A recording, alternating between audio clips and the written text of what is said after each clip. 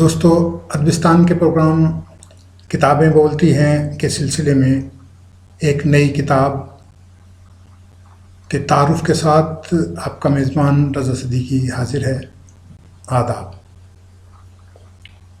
آج ہم جس کتاب کا تعارف پیش کر رہے ہیں وہ ڈاکٹر افتخار شفیع کی کتاب کلیات نثر مجید امجد ہے۔ ڈاکٹر افتخار شفیع کی کلیات مجید امجد۔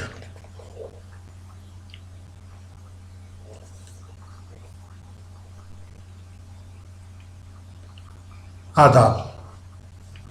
دوستو، ایک نئی کتاب کے ساتھ پھر حاضر ہوں۔ یہ کتاب کا جو تعارف ہے یہ ہم کتابیں بولتی ہیں کہ بینر تلے پیش کرتے ہیں، جیسا کہ ہم نے پچھلی کے طور پر بتایا تھا۔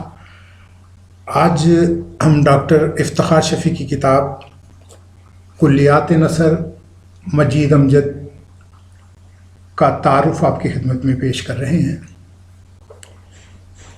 مجید امجد اردو ادب کا ایک بہت بڑا نام ہے، نظم کا بے تاج بادشاہ، لیکن دوسرے ادیبوں کی طرح ان کی نثر کی طرف توجہ نہیں دی گئی۔ انہوں نے جھنگ میں، جب وہ جھنگ شہر میں رہتے تھے تو وہاں روزنامہ عروج کی عدالت کی، وہاں پر اس عدالت کے درمیان ان کے لکھے ہوئے جو اداریے ہیں وہ پڑھنے کے لائق ہیں۔ مجید امجد نے اپنے ہم عصروں کی کتابوں کے دیباچے بھی لکھے۔ انہوں نے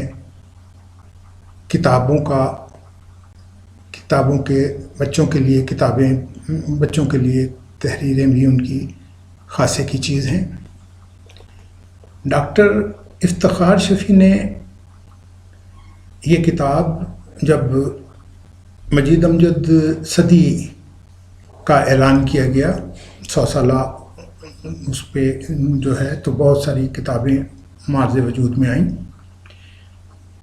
ڈاکٹر افتخار شفیع نے بھی اس کتاب کے لیے اسی موقع کو چنا، لیکن بقول ان کے بعض نامساعد حالات کی وجہ سے یہ اس وقت تو نہیں آ سکی، لیکن اس کے کچھ عرصے کے بعد یہ کتاب جو ہے منظر عام پر آ گئی۔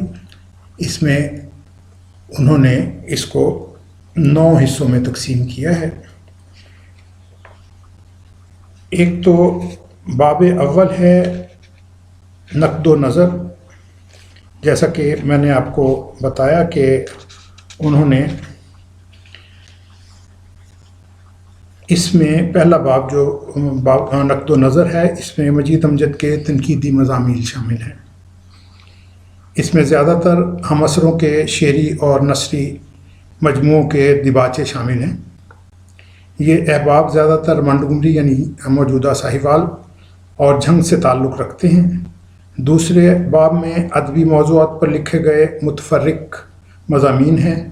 تیسرے میں جدید نظم کے تجزیاتی مطالعات کے ضمن میں بلراج کومل، شہزاد احمد اور حمایت علی شاعر کی نظموں کے جائزوں کو جگہ دی گئی ہے۔ چوتھا باب جو ہے وہ مولانا صلاح الدین احمد اور تخت سنگھ کی شخصیات کا احاطہ کرتا ہے۔ 5ویں باب میں عروج کے زمانے میں، جیسا کہ میں نے آپ کو پہلے بتایا، 5ویں باب میں عروج کی عدالت کے دنوں میں تحریر کردہ اداریے اکٹھے کیے گئے ہیں۔ اس دور میں لکھی گئی نثر زیادہ تر چونکہ اضطراری تھی، اس لیے اس میں سے بعض پورشن جو ہے وہ اس میں شامل نہیں کیا گیا۔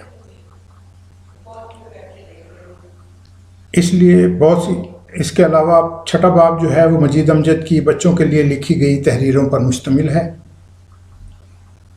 7واں باب مجید امجد کی ترجمہ نگاری کے فن پر دستخط کا ثبوت ہے۔ 8ویں باب میں مجید امجد کے 2 مکالمے تبرک کے طور پر شامل کیے گئے ہیں بقول ان کے۔ اس میں پہلا مکالمہ جو ہے وہ ڈاکٹر ذکریہ اور مجید امجد کے درمیان ہوا، اور یہ ڈاکٹر ذکریہ کا مطبوع مقالہ ہے۔ اس کے بعد مجید امجد کی شخصیت کے مختلف پہلوؤں کے ساتھ ساتھ ان کی نثر نگاری کے حوالے سے بھی اس مقالے میں معلومات ملتی ہیں۔ دوسرا مکالمہ جو ہے وہ مجید امجد کی وفات سے کچھ عرصہ قبل ان سے پاکستان ٹیلی ویژن کی طرف سے یوسف کامران نے جو ہے وہ کیا۔ یہ انٹرویو بہت اہمیت کا حامل ہے، اسے پہلی دفعہ تحریری شکل میں ڈھال کر اس کتاب میں شامل کیا گیا ہے تاکہ اس کے آخری انٹرویو میں موجود چند نئی باتیں منظر عام پر آ جائیں۔ مجید امجد کے قلمی مسودے فسانہ آدم اور اس سے متعلقہ مباحث کو 9ویں اور آخری باب میں شامل کیا گیا ہے۔ مجید امجد کے تحریر کردہ اس مسودے کے بارے میں خیال کیا جاتا ہے کہ یہ ان کی تصنیف ہے۔ کوشش کی گئی ہے کہ اس تحریر کو ایک نئے پہلو سے دیکھا جا سکے۔ جب بحث کا آغاز ہوا تو اس نے ایک علیحدہ مضمون کی شکل اختیار کر لی، اس لیے اسے فسانہ آدم کے متن کے ساتھ ہی جگہ دی گئی ہے۔ ان تمام چیزوں سے ایک بات تو بڑی واضح طور پر آپ کی سمجھ میں آ گئی ہوگی کہ ڈاکٹر افتخار شفیع نے مجید امجد کی نثر کے بیشتر حصے پہ جو ہے وہ اس کو احاطہ کرنے کی کوشش کی ہے۔ انہوں نے بڑی تک و دو کر کے یہ اس کا مواد اکٹھا کیا ہے۔ مجید امجد کا دور جو ہے وہ 1914 سے شروع ہوتا ہے اور 1974 میں اختتام پذیر ہوتا ہے ان کی وفات پر۔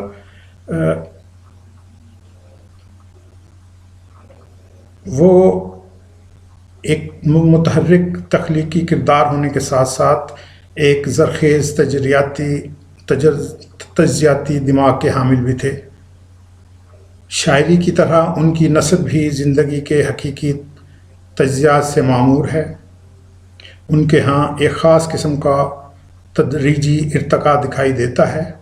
مجید امجد کی تنقید میں جدید ترین افکار کی صدائے بازگشت تو سنائی نہیں دیتی، البتہ ایک سائنسی انداز فکر سے اشیاء اور ان کی ماہیت کو سمجھنے کا شعور دیکھا جا سکتا ہے۔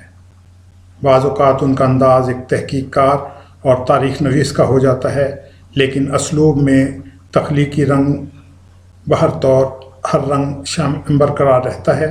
یہ ایک ایسے عظیم تخلیق کار کی نثر ہے جس کے جدید اردو نظم پر گہرے اثرات ہیں۔